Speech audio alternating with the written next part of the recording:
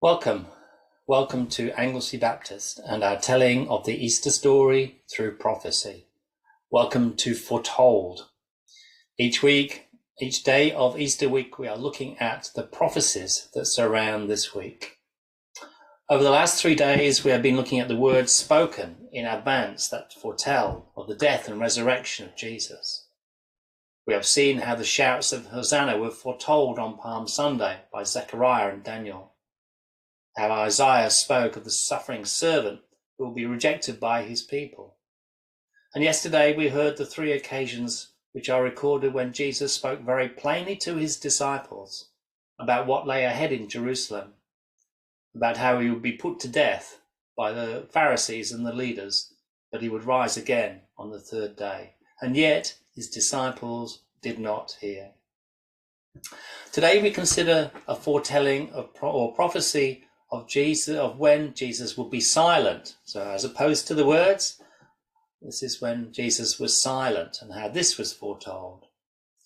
We jump forward in our Passion Week narrative to the time when Jesus was taken prisoner and was being questioned by the authorities. Tomorrow we will return to the Last Supper. Here we consider Jesus' silence.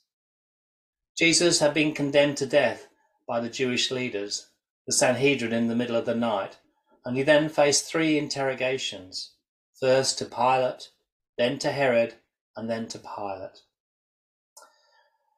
What would Jesus say? What would Jesus say to Pilate? Let's hear what Mark's Gospel has to say about this.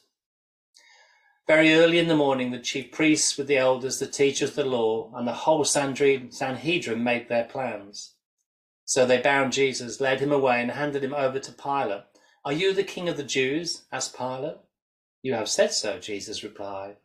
The chief priests accused him of many things. So again Pilate asked him, "Aren't you going to answer?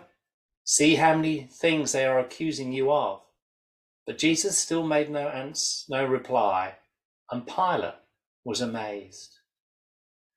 So before his enemies, Jesus was silent. Do you remember Isaiah and the suffering servant 700 years earlier? This is what Isaiah said about the suffering servant. He was oppressed and afflicted, yet he did not open his mouth. He was led like a lamb to the slaughter, and as a sheep before its shearers is silent, so he did not open his mouth. Both the words and the silence of Jesus have been foretold. Jesus is not the first to remain silent before his enemies. His forerunner, King David, also did this, and it's recorded in Psalm 39. We'll give you an opportunity to reflect on what this silence might mean for you as we listen to Psalm 39, brought to us by Paul Bishop Hooper. Thank you.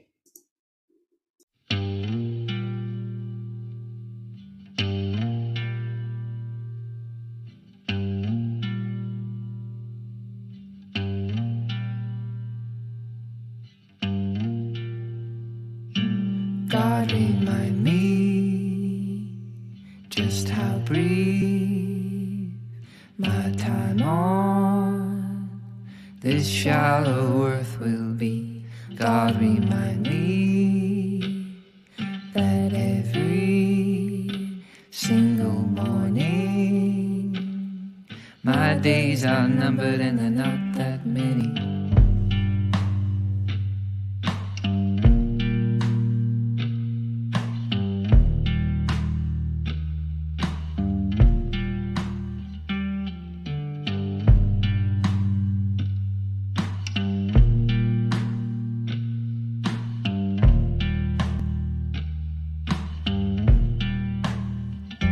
God, remind me just how brief my time on this shallow earth will be. God, remind me that every single morning my days are numbered and they're not that many. How fleeting this life is. how fleeting this life is, how fleeting this life is, how fleeting this life is. My entire life is but a moment to you. At very best, a breath in the way you see it, see it, see it. Heaping mounds of wealth are merely shadows on the move. And all our busy rushing ends in nothing, nothing, nothing. My entire life is but a moment to you. At very best, a breath in the way you see it, see it, see it. Heaping mounds of wealth are merely shadows on the moon. All our busy rushing ends in nothing, nothing, nothing, nothing.